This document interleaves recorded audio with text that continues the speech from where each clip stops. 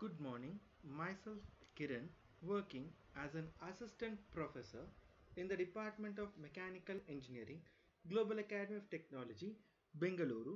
Today I am going to speak about CAD and computer graphic software, where in the previous sessions where we had discussed about the conventional design process as well as the computer aided design process.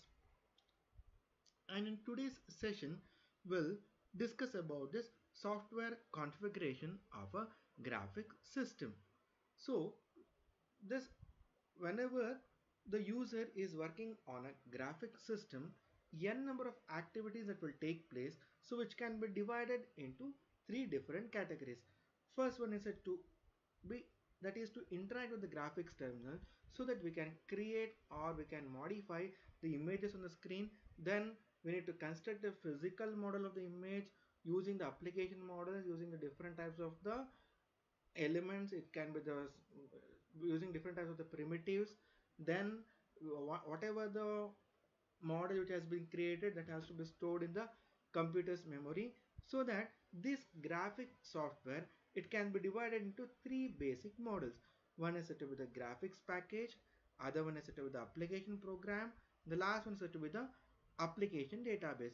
And in the case of this design workstation, so that will consist of the graphics terminal as well as user input devices. And this graphics terminal is nothing but the one which does consist of a monitor and other output devices, and the other one is said to be the user input devices through which we do provide the inputs to the system, wherein that will consist of the different types of the input subroutines.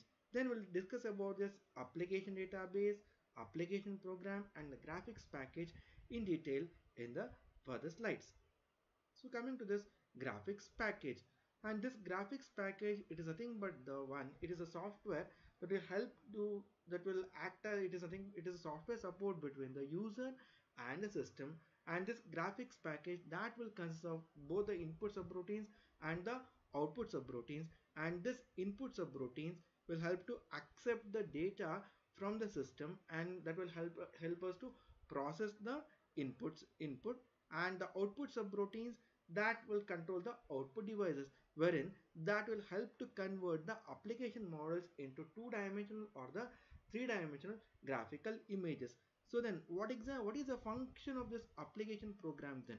So this application program will help us to store the data, will help us to accept the program, will help us to accept the instructions, that will help us in storing and the retrieval of the data between the user input devices as well as at the output devices. Henceforth, this application program is located between the application database and the graphics package.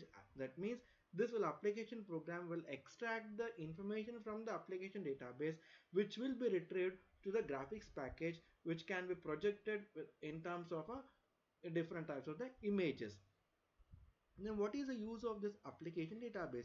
This application database, that will store the mathematical and the numerical as well as logical definitions of the application model. That means whatever the model that has been created, that is represented with the help of a mathematical representations. All those data will be stored used in this application database.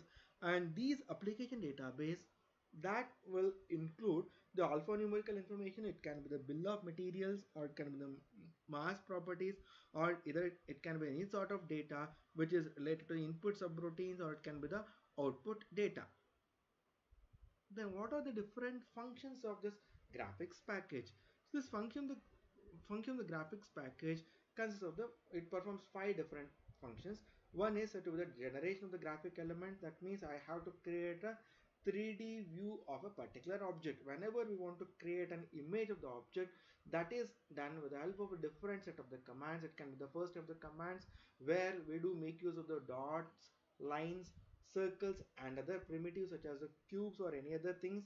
Then once the geometric model has been created, it has to be transformated. That means which can be done with the help of a transformation that will include the scaling, repositioning of the images, or it can be the enlarging of the images, or either it can be the rotation of the image. That means any sort of manipulation can be done to the image with the help of this transformation.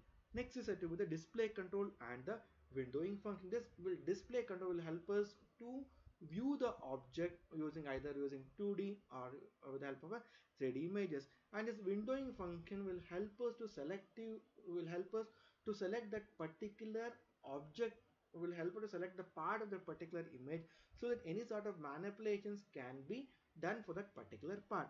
And the segmenting function will help us to segment that particular image. It will help us to zoom that particular image so that any sort of operations can be performed for that particular part. Next is set up with the user input function. So we will discuss all these functions in detail in the further slides. So how do we create the graphic elements? So as I already said, this graphic elements can be created by using a first set of commands, which consists of the dots, lines and the circles, and it can be the second type of the commands where it consists of the different set of the primitives, and it also consists of the alphanumeric characters as well as special symbols. And this graphic elements in 3D, it is called as primitives, which are nothing but the sphere, cube, cylinder, etc. And these primitives, whatever the different types of the geometrical entities which you are seeing here, we use these geometrical entities in order to construct a three-dimensional model of a particular object. Next is, so once the object has been created, I want to perform some sort of transformations to that particular object. Means, let us say that I want to move an object from x coordinate to y coordinate. If that image has to be transformed, it has to be moved from one position to the next position, then we do perform these certain operations. We do call it as, it can be the translation, or it can be the reflection, or it can be the rotation, or it can be the enlargement. In the case of a translation, so we are finding one particular, we are just seeing the image of particular symbol, which is nothing but a f, which can be moved from x coordinate to y coordinate using this transformation matrix. We do call this translational matrix, which does consist of the x and the y coordinate. So here the symbol f, the letter f, has been moved from x coordinate to y coordinate using this translational vector. And similarly, we can also find out the reflection of the images. Here we can find out the ABC. We can see the reflection of this particular triangle on the other part of this particular object. And next, let us say that I want to orient a particular object in different orientation. I want to rotate that particular object into different, I want to see that particular object in a different orientation. Then it can be rotated either clockwise or anti-clockwise. Any sort of orientation can be performed by using this rotation matrix. So here the symbol F, here the letter F has been rotated clockwise along 90 degree by using this rotation we do make use of this matrices in order to perform all these mathematical operations. And also we are finding out we are doing the scaling of that particular object. So here I can see the enlarged view of this particular image by using this function. We will call it as scaling, or it is also called as nothing but the enlargement. So all these transformations can be done with the help of these vectors, which is nothing but a translational, reflection, rotation and the scaling functions here. The next one is said to be the display control and the windowing functions. What do we mean by this display control?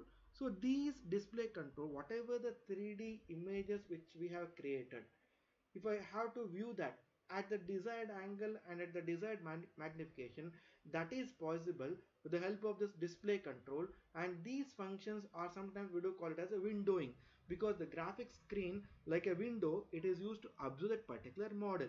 That means whatever the 3D model that has been created, that can be observed with the help of this particular process, we do call it as a windowing. And there is one more aspect of this display control, we do call it as a hidden line removal. That means I want to see only the visible objects, I want to hide the invisible parts there. Then that option is possible with the help of this display control and the windowing function. Next is said to be the segmenting functions. What do we mean by the segmenting function? These segmenting function will help us to selectively replace, or to say delete, or any sort of modifications can be performed to that particular portion of the image. So that will segment a particular portion of the image. So, and these segmenting functions cannot be used in the storage tubes because there is no option called as selective erase. So if the object has to be modified, if the image has to be modified, the entire screen has to be redrawn. But that particular problem is not there when we do make use of this refresh display, wherein the segmenting function is possible, wherein the entire screen need not be redrawn here. So let us see the application of the segmenting function here. So here, what are the main segmentation applications? So here we are finding the parts of the heart here. So we can just discretize these parts of the heart by using the different, but we can perform different types of the scans. Likewise, MRI, CT scan or the ultrasound scan can be performed for these parts, so that we can see the enlarged view, so that we can see the enlarged view of these particular sections. In the case of MRI, we can see the biventricle, the left atrium, or any sort of scar that is occurring along the myocardial area, or else we can perform the CT scan, so that we can find the entire whole heart as well as the entire substructures of this particular parts of the heart.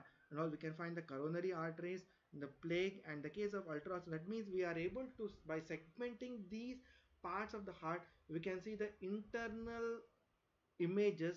We can find out any sort of defects, any sort of, we can see any images of the heart can be seen by using this application of this segmentation option here.